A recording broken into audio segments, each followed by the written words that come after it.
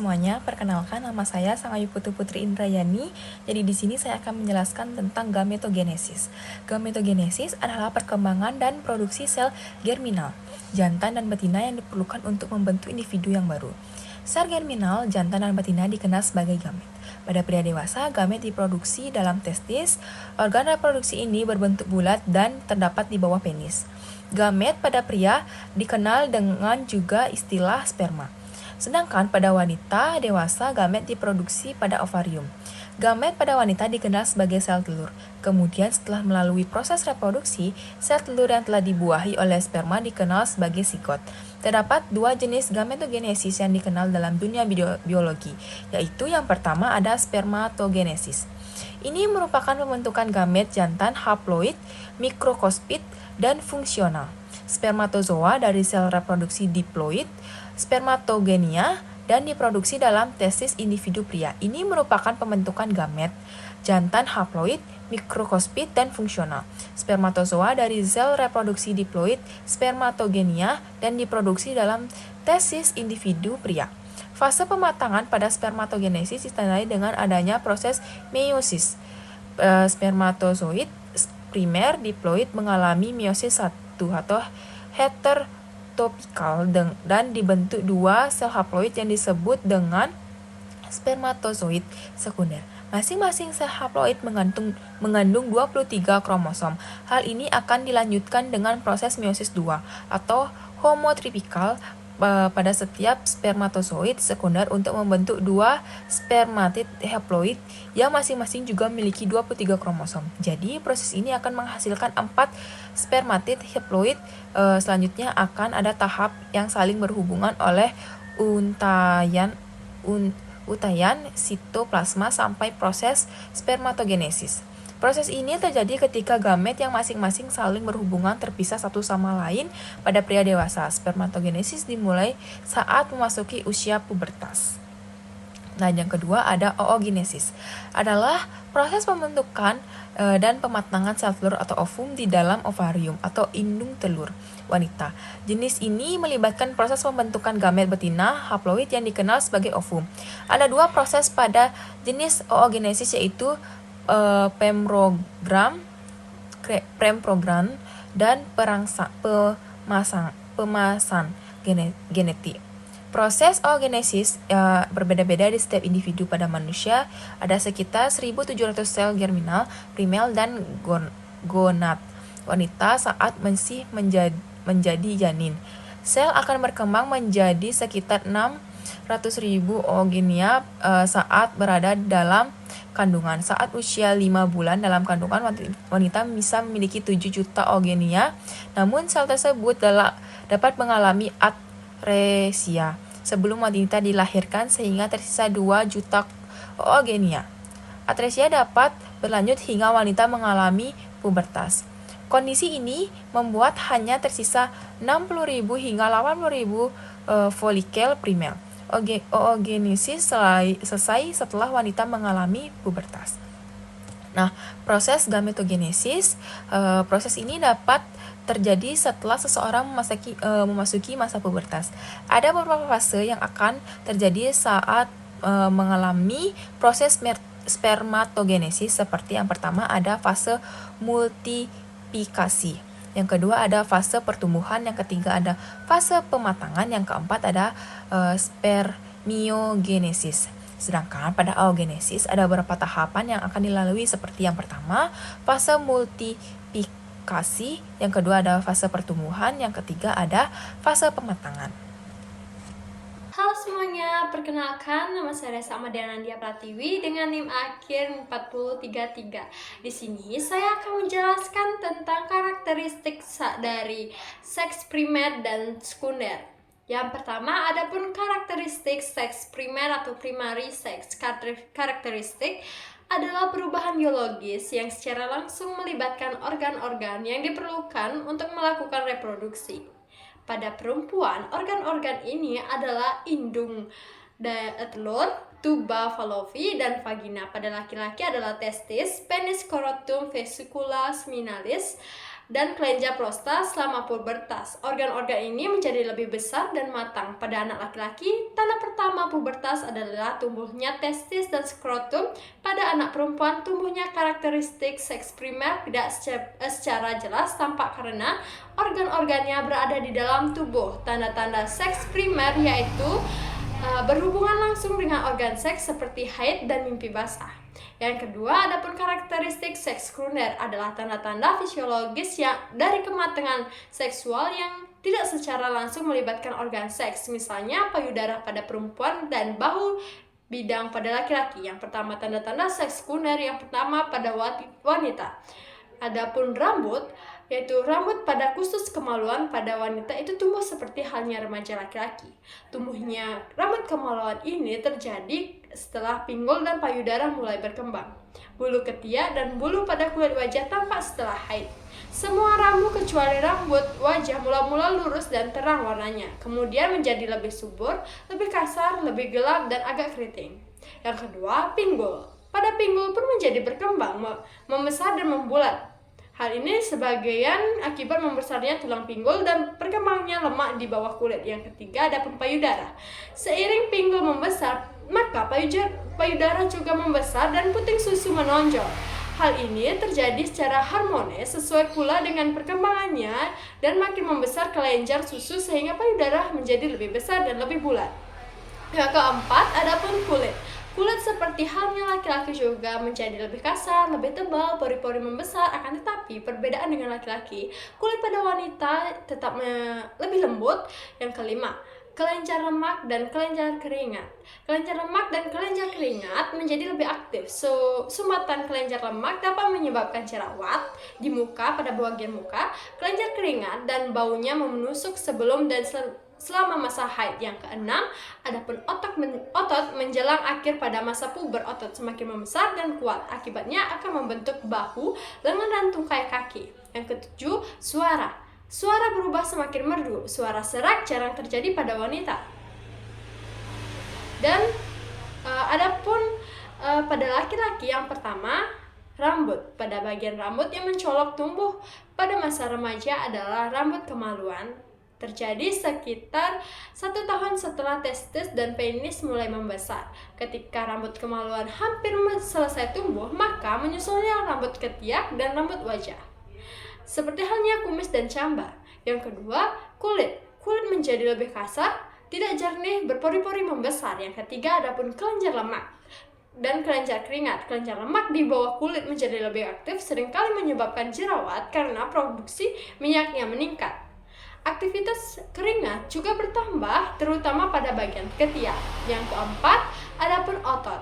Otot-otot pada tubuh remaja semakin besar dan kuat. Lebih-lebih bila dilakukan latihan otot, maka akan tampak membentuk pada lengan, bahu, dan tungkai kaki. Yang kelima, adapun pada bagian suara.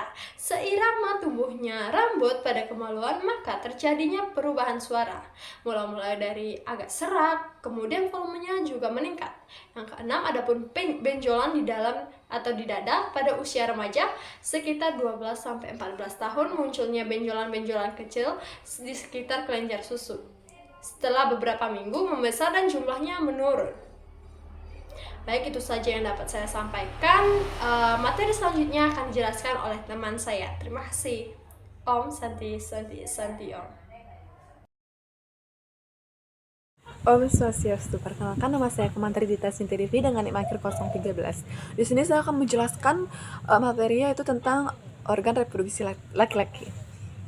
Organ reproduksi pria terbagi menjadi dua, yaitu organ reproduksi dalam dan juga organ reproduksi luar, yang dimana bagian-bagian dari reproduksi internal dan eksternal ini pada pria ini, organ reproduksi luar atau eksternal, yaitu yang pertama itu ada penis, yang dimana penis ini terdiri atas jaringan otot, jaringan spons yang lembut, pembuluh darah, dan jaringan saraf.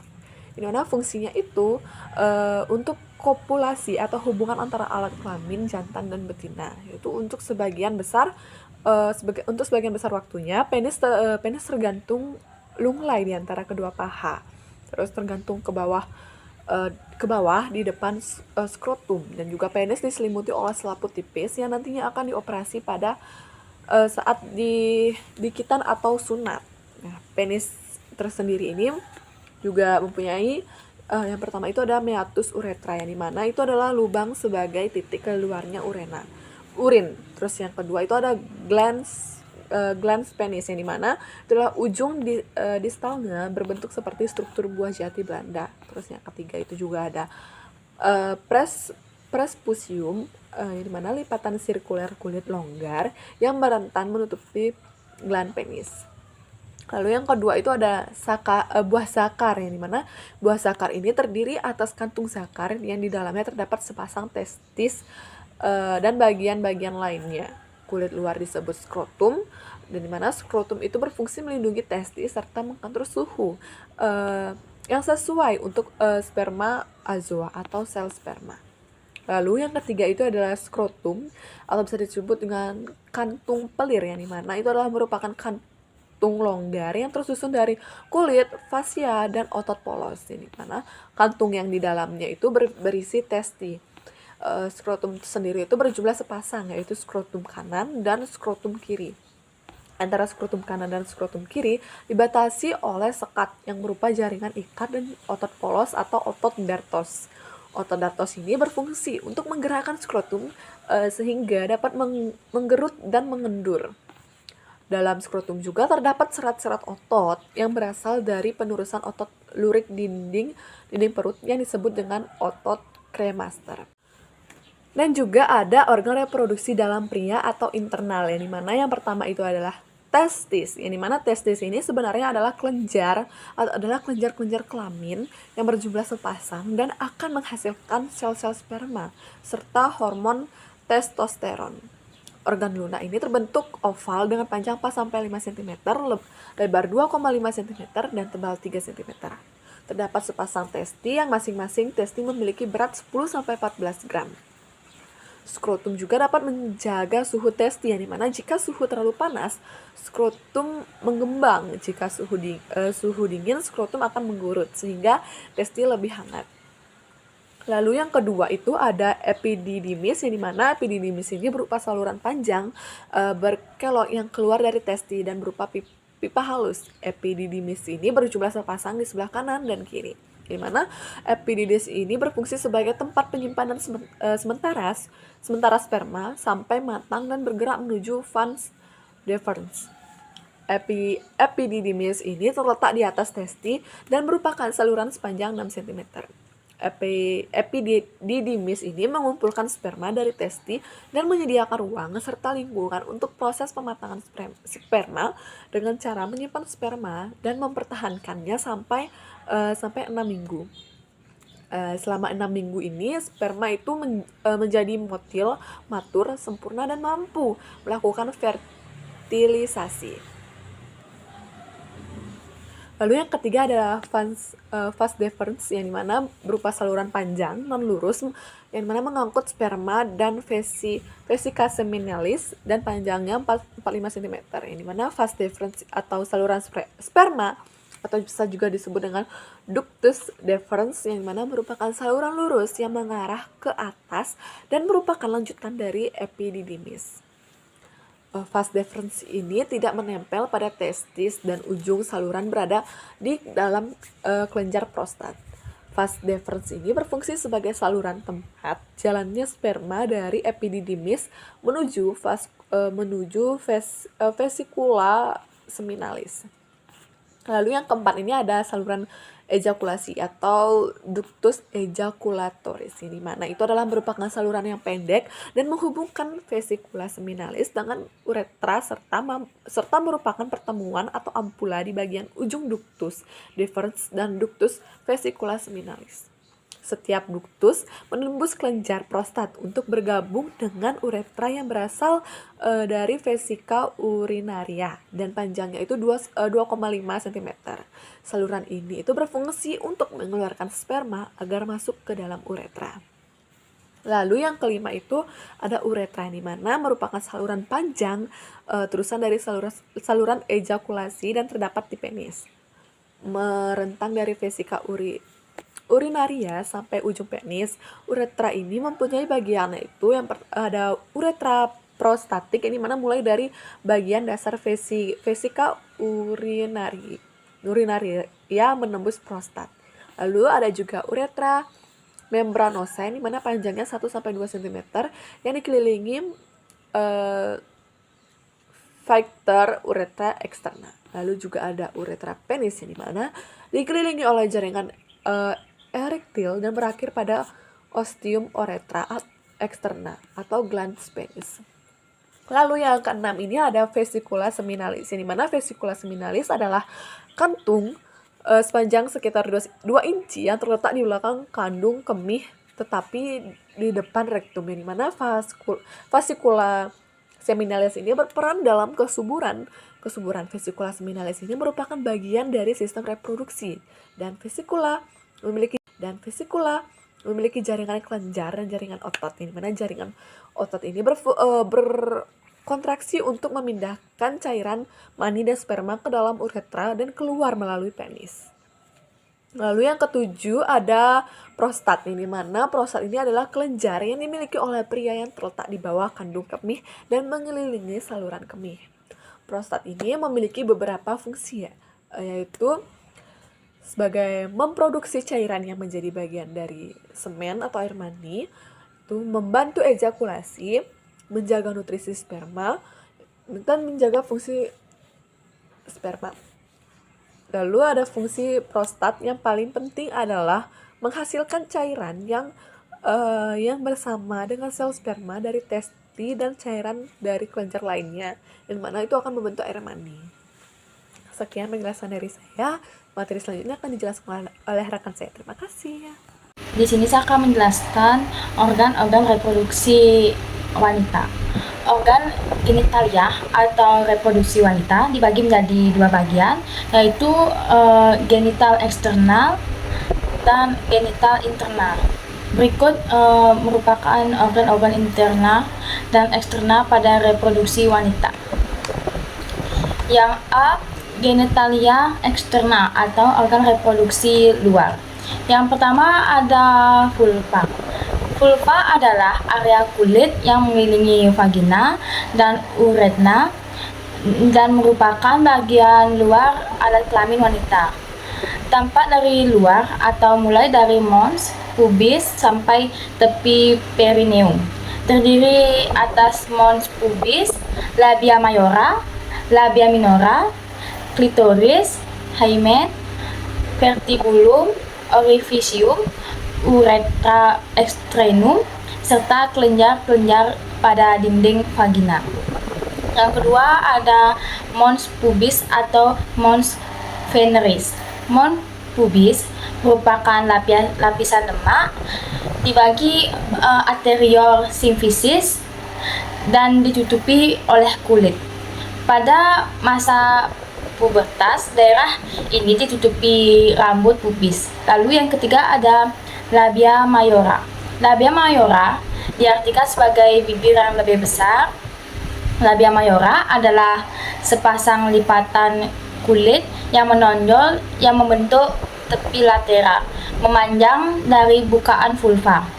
Labia mayora membentuk lipatan-lipatan yang menutup labia minora, klitoris, vertibulum vulva, bulbus vertibular, kelenjar Bartoni, kelenjar skena, uretra, dan lubang vagina. Lipatan anterior labia mayora bertemu membentuk sudut labia anterior tepat di bawah pubis. Selama waktu ini, bagian posterior labia mayora menyatu membentuk sudut labia posterior. Labia mayora membengkak karena darah dan tampak membengkak saat gairah seksual. Lalu yang keempat ada labia minora. Labia minora merupakan 2 lipatan berwarna merah muda yang lebih kecil dibandingkan labia mayora, dan lipatan jaringan tipis di balik labia mayora tidak mempunyai folikel rambut tapi mengandung sejumlah gladula sudorifera dan gladula sebasea. Labia mayora terletak memanjang di bagian dalam labia mayora. Banyak terdapat pembuluh darah, otot polos, dan ujung serabut saraf. Daerah yang ditutupi labia minora disebut vestibulum. Masing-masing labia minora terbagi menjadi 2 lipatan di bagian anterior. Lipatan bagian atas mengelilingi klitoris dan membentuk prepusium. 2 lipatan bagian bawah melekat pada permukaan bawah klitoris disebut frenulum. Sedangkan fossa vestibulum vagina atau focchet merupakan lipatan tipis yang terbentuk dan terlipat di bawah posterior kedua labia minora. Lalu yang kelima ada klitoris. Klitoris merupakan struktur kecil yang sangat sensitif dan erektil. Terletak di dalam lipatan prepusium dan frenulum. Terdiri atas kaput atau glans klitoridis yang terletak di bagian superior dan korpus klitoridis yang tertanam dalam dinding anterior vaginal. Bagian ini homolog embriologik dengan penis pada pria. Terdapat juga reseptor androgen pada klitoris dan di klitoris tidak terdapat uretra. Banyak terdapat pembuluh darah dan ujung serabut saraf sehingga sangat sensitif. Yang keenam, vestibulum. Vestibulum merupakan area berbentuk kacang mete yang ditutupi oleh labia minora, terdiri atas muara uretra, kelenjar skene, vagina, dan kelenjar Bartholin. Berada di bawah terdapat saluran kencing atau uretra yang muara vagina. Daerah dengan batas atas klitoris, batas bawah focchet, dan batas lateral labia minora. Berasal dari sinus urogenital, terdapat 6 lubang atau orificium, yaitu orificium uretra externum, introitus vagina, ductus glandula Bartholini kanan kiri, dan ductus skene kanan kiri.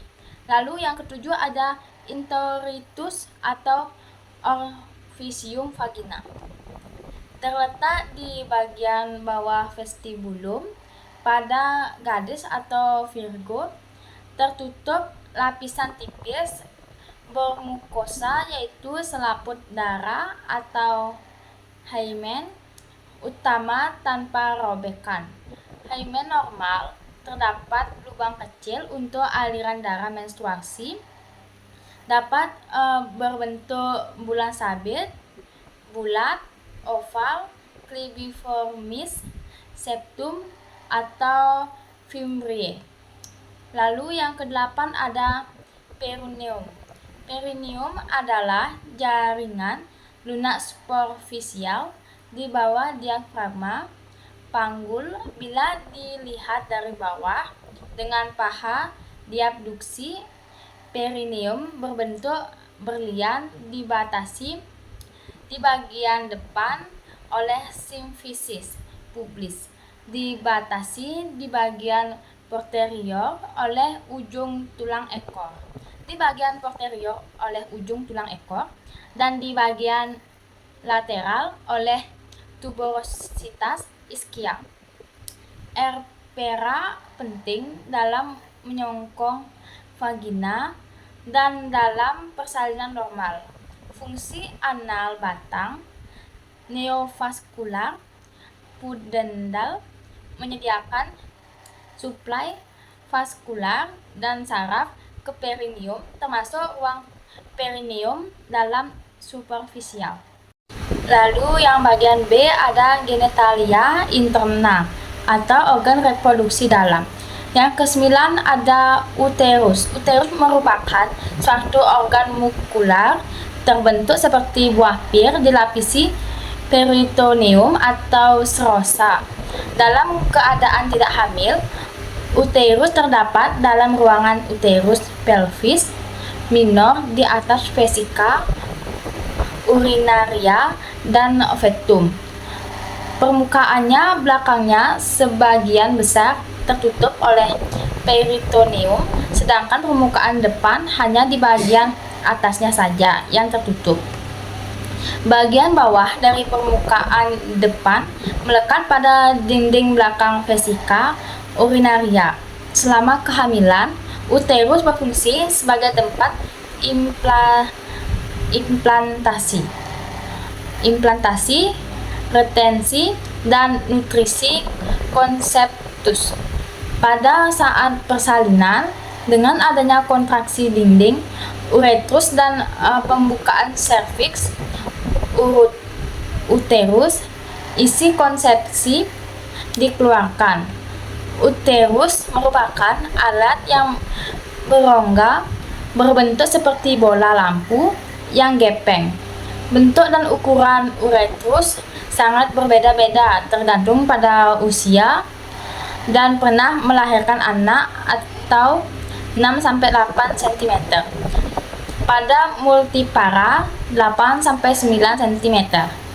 Terdiri atas korpus, fundus, cornu, isthmus, dan cervix uteri.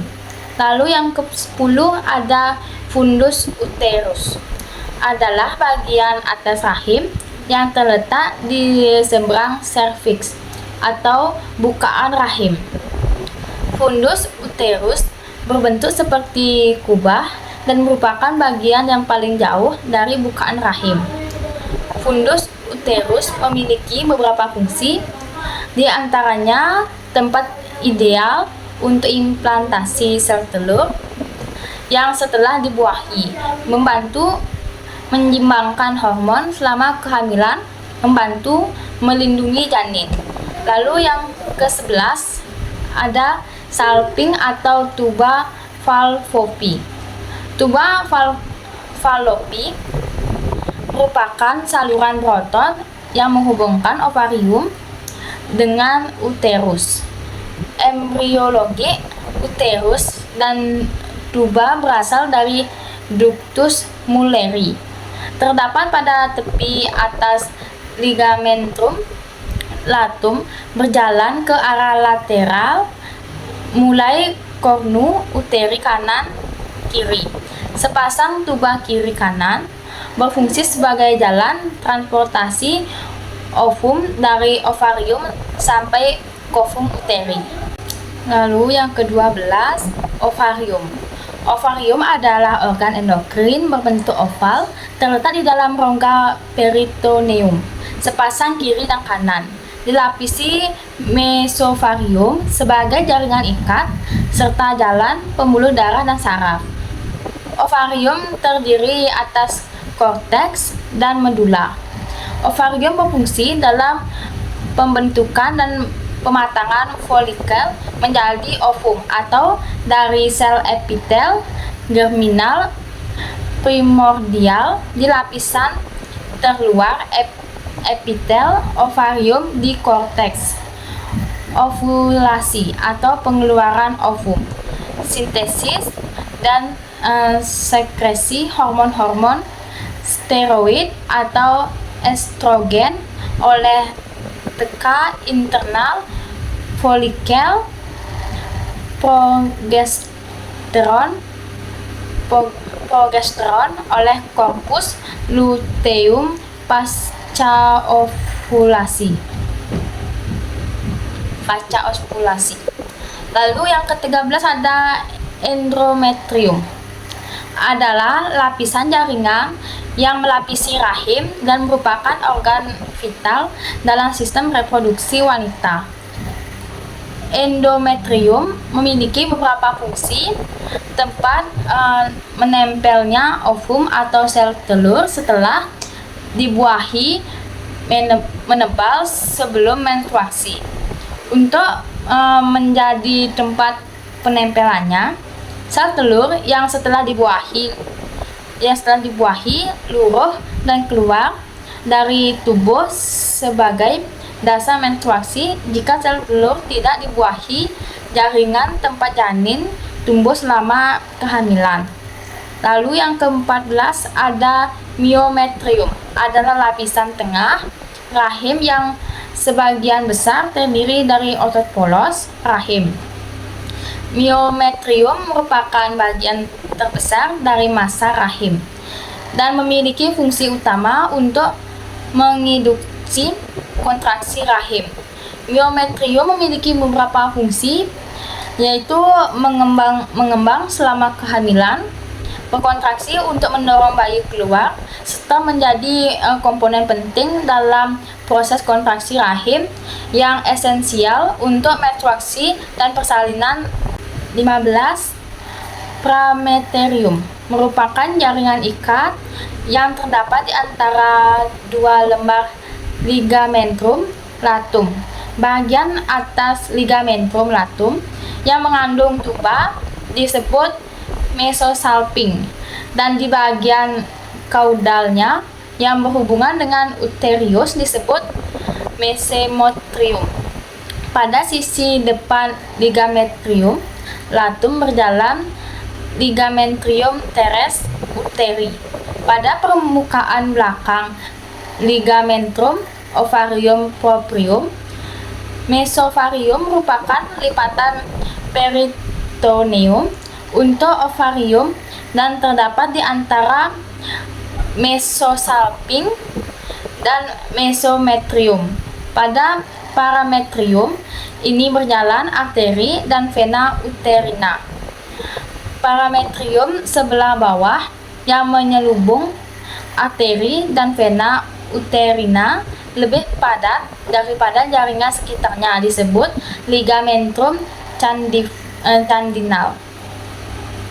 Yang ke-16 ada cervical canal, adalah jalur tempat lewatnya sperma saat berhubungan intim dan dilapisi endometrium yang saluran saat proses menstruasi.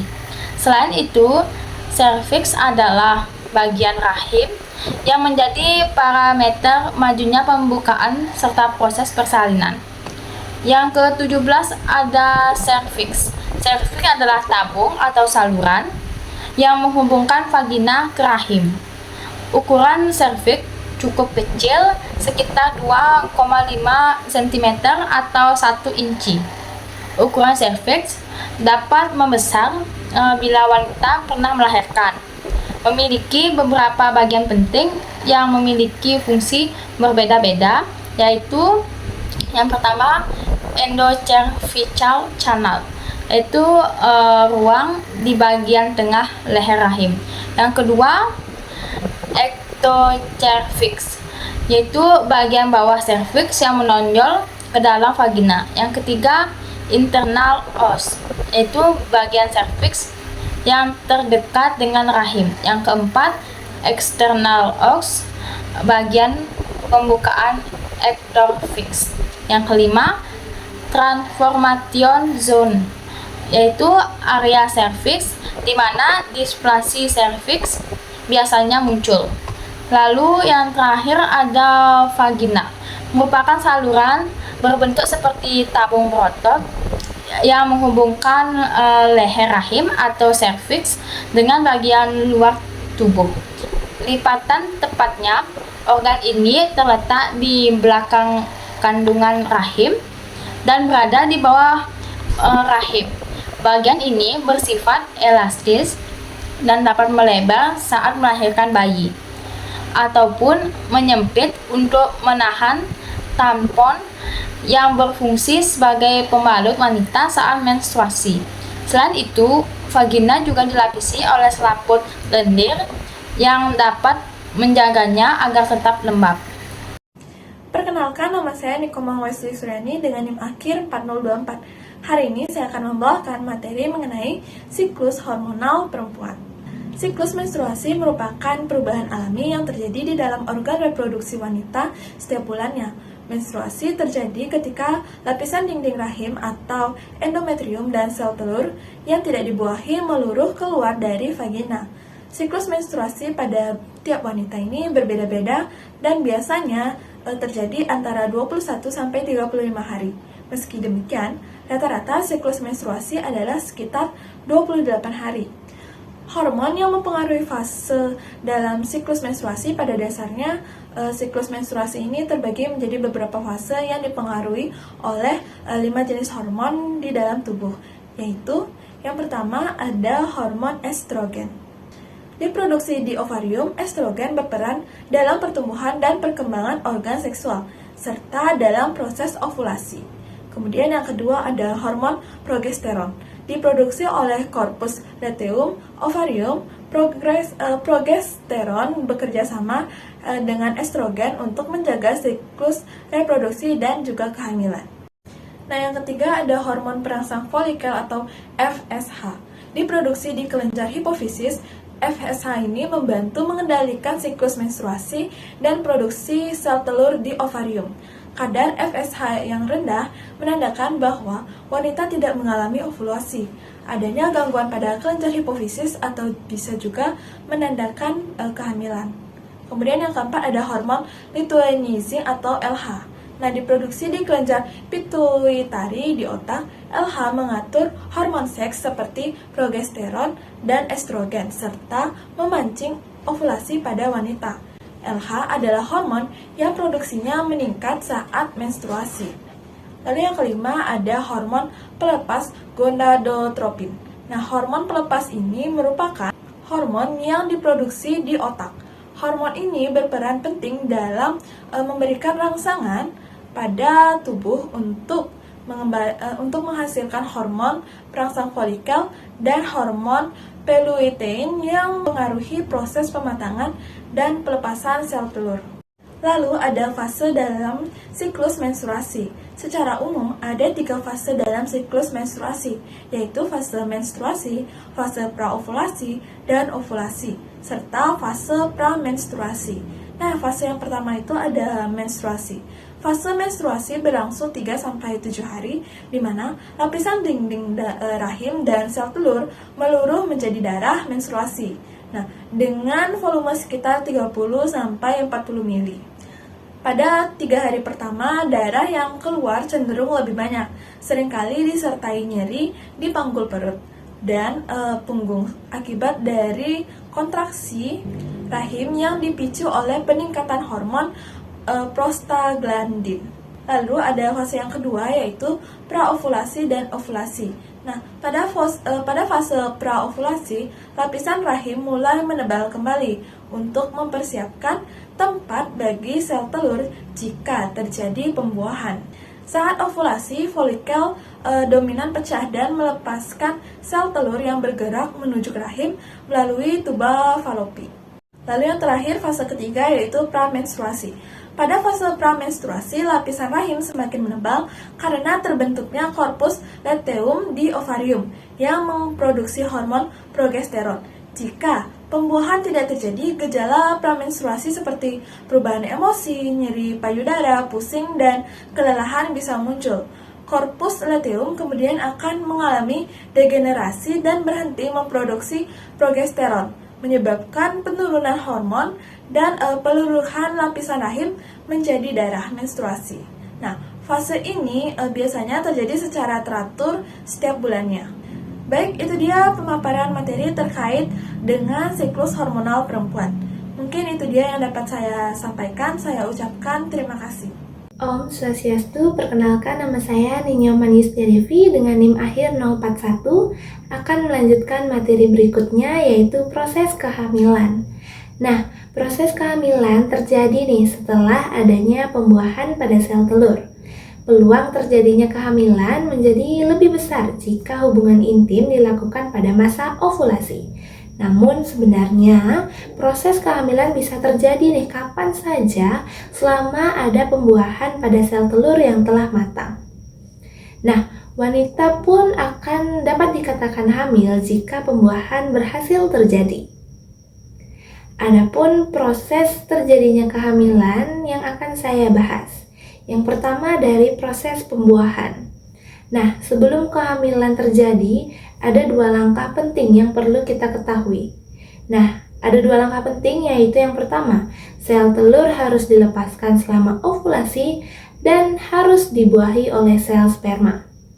Adapun 3 tahapan dalam proses pembuahan ini, yaitu yang pertama ada tahap ovulasi. Nah, pada tahap ovulasi ini yaitu proses pelepasan sel telur matang dari ovarium menuju tuba falopi. Ini biasanya terjadi sekitar hari ke-14 dalam siklus menstruasi dan merupakan waktu ketika perempuan paling subur. Adapun tahapan yang kedua adalah fertilisasi atau pembuahan. Nah, pembuahan terjadi ketika sperma bertemu dengan sel telur dan menembus sel telur di tuba falopi. Proses ini akan menghasilkan zigot, yaitu sel pertama yang memiliki gabungan genetik dari kedua orang tua. Lalu yang ketiga ada tahap implantasi. Nah, setelah pembuahan, zigot akan berkembang menjadi embrio dan bergerak ke arah rahim. Nah, kemudian embrio ini akan menempel pada dinding rahim dalam proses yang disebut implantasi, yang kemudian akan memulai tahap awal kehamilan. Nah, ketiga tahap ini merupakan proses awal pembentukan janin pada manusia. Perkenalkan, nama saya Madia Ayuradita Saputri dengan nomor NIM akhir 025. Di sini saya akan melanjutkan materi, yaitu proses yang terjadi setelah pembuahan. Nah, saat proses itu sudah lengkap, ada beberapa tanda yang menyatakan pembuahan itu berhasil dan kehamilan itu dapat terjadi. Nah, meski belum tentu dialami oleh semua wanita, berikut ini adalah tanda-tanda umum kehamilan. Yang pertama itu tidak menstruasi, kedua payudara itu membengkak ataupun lunak, yang ketiga yaitu mual atau muntah, yang keempat sering merasa lelah, yang kelima kembung, keenam sembelit, yang ketujuh buang air kecil yang lebih sering daripada biasanya. Nah, beberapa gejala awal kehamilan ini terkadang terasa seperti kondisi umum lainnya seperti PMS atau premenstrual syndrome. Kemudian ada proses pembentukan janin. Nah, apabila sperma sudah berhasil bertemu dengan sel telur, pada tahap inilah proses pembuahan berlanjut menjadi kehamilan. Sel-sel baru dengan jumlah sekitar 100 sel akan membentuk bundelan yang disebut dengan blastokista. Nah, blastokista ini kemudian akan bergerak menuju rahim. Nah, proses ini bisa memakan waktu sampai 3 hari, bisa ataupun lebih. Di dalam rahim, blastokista akan menempel pada dinding rahim dan berkembang menjadi embrio dan plasenta. Embrio merupakan bakal janin yang ada di dalam rahim. Nah, semua ini membutuhkan waktu sampai beberapa minggu sampai proses kehamilan itu berhasil. Nah, setelah itu janin akan terus berkembang dan semakin besar. Jenis kehamilan bayi juga sudah ditentukan sejak dalam kandungan. Nah, jika sperma yang berhasil membuahi sel telur itu membawa kromosom Y, maka bayi akan berjenis kelamin laki-laki. Sementara jika sperma yang membawa kromosom X, maka bayi akan berjenis kelamin perempuan. Nah, setelah sel sperma dan sel telur bertemu, maka akan terbentuk yang disebut dengan zigot. Nah, zigot ini akan tumbuh dan berkembang menjadi beberapa fase, yaitu morula, blastula, gastrula, dan juga pembentukan organ-organ. Nah, pada proses tersebut juga akan terbentuk plasenta.